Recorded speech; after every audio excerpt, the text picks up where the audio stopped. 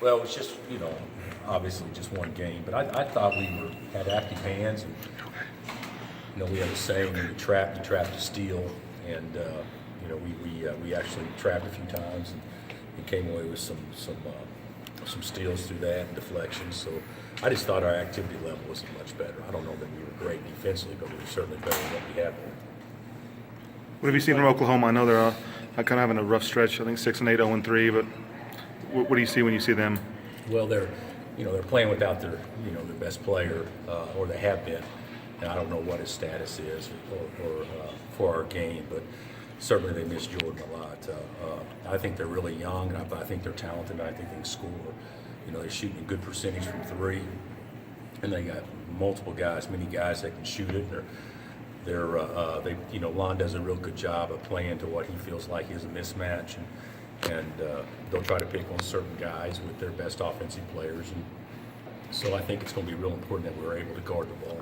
When you're facing a team with a player with an uncertain status, what measures do you take to try to find out whether he's playing?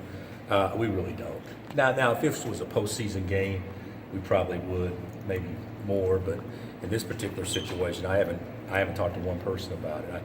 I know that Jordan's been out. What is it, 4 games? And I don't think he's traveling with the team. And I haven't seen him on the bench, and I don't know if that's the case or not positively. But you would think that with just 1 or 2 practices, it'd be hard for him to be in game form to come back out to be ready to play. But he could be. I do not know. But we'll ask Chris to, hey, tell us what you hear, by looking at their game notes or talking to people down there. But we won't go to any efforts to try to figure that out. Coach, it seemed like Carlton struggled a little bit early last game, and then you went to him late. It seemed like he recovered a bit. What did you think of his performance last game? I thought he's fine. He didn't score a lot, but I think he just had 3 points. But I thought he was fine. He got 6 rebounds in limited action, and did some good things. He stayed out of foul trouble. I thought the first half he had a bad episode there, 2 or 3 possessions in a row, and then we took him out. But he was able to come back from that and play pretty well. Are you starting to see him get more comfortable as the 5-man in the 4-guard lineup? I don't think there's that much difference going on. Whether it's I don't see it being more comfortable or more uncomfortable for him, because there's not much difference. What's your evaluation of what you've gotten out of the Vic and Speed starting spot, and what would you like to see out of him going forward?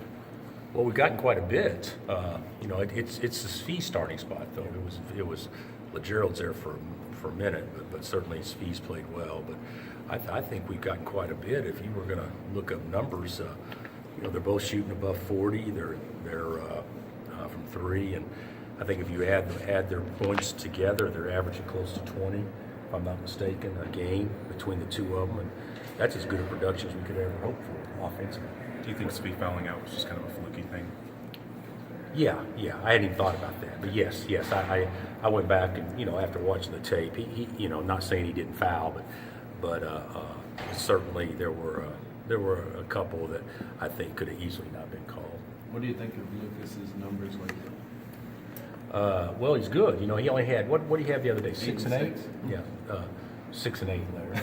Gary always put the points first, if I'm not mistaken. So, It was 8 points and 6 rebounds? I thought it was 6 points and 8 rebounds. That's Chris. Okay. Huh? 8 and 6. It was 8 and 6? Yeah. Okay, so well, obviously he's not rebounding. so we got to do a better job on the glass. So thanks for reminding me of that. I thought he only had 6 points and 8 rebounds, so I'm pissed going into practice. But I think he's played, obviously very, very well. He's been, I looked in our Big 12 stats. I think he and Motley are leading the league in rebounding in our conference game. So that's something that he's got to do for us. Have you played enough away from here or on the road to know what kind of energy you'll bring? No. Good question.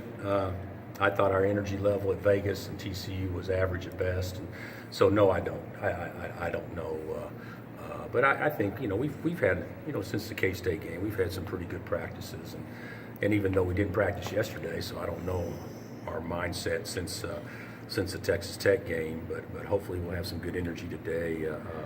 But a lot of times in the locker room, you can tell sometimes, but sometimes you think you know when they disappoint you, and sometimes you think you're going to be disappointed and they surprise you. I think it's a pretty inexact thing. Is the importance of energy magnified when you're playing a team like this that maybe could gain a ton from a good effort against you? Yeah, I think that OU will play at the free mind, and I think they'll play at great energy, and which they should. And I think they would do that regardless, but certainly in a situation where they gotten off to a kind of a tough start, I'm sure Lon's telling them, hey, what do we got to lose? Let's just go out and play and have fun, and, like each other and play together.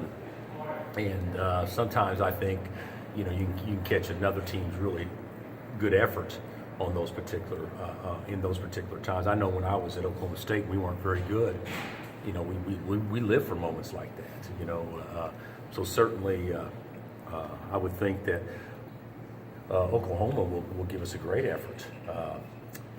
And there's so much pride there, and with all the success they've had there in recent memory, and of course going to the Final Four last year.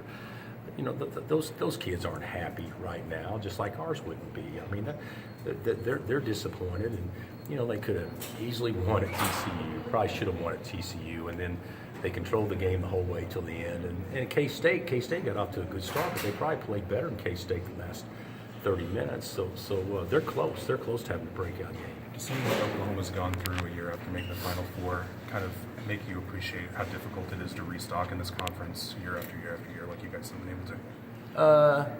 Yeah. I think when you lose a player like Buddy and Isaiah and Spangler, and then of course you think you're going to have Woodard, and you don't have Woodard right now. I think that'd be tough for anybody to recover from. We've been fortunate that we've had guys sitting out that or maybe non-starters that were ready to become starters the next year.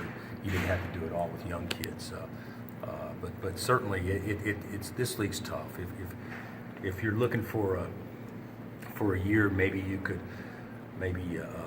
recover from losing basically 4 starters and stuff like that. This probably wouldn't be the year for anybody because the league appears once again to be as good as it's ever been. What do you think of Baylor, #1 in both polls?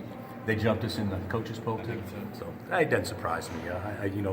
They deserve it more than anybody else. They played and won the hardest games of anybody that had a non-conference schedule in America. So that certainly doesn't surprise me, nor disappoint me, nor should it. We had our chance probably to be #1, but we didn't have a great week last week, or the week before we were just average, and certainly. I think the voters, based on what they've seen, probably got it right.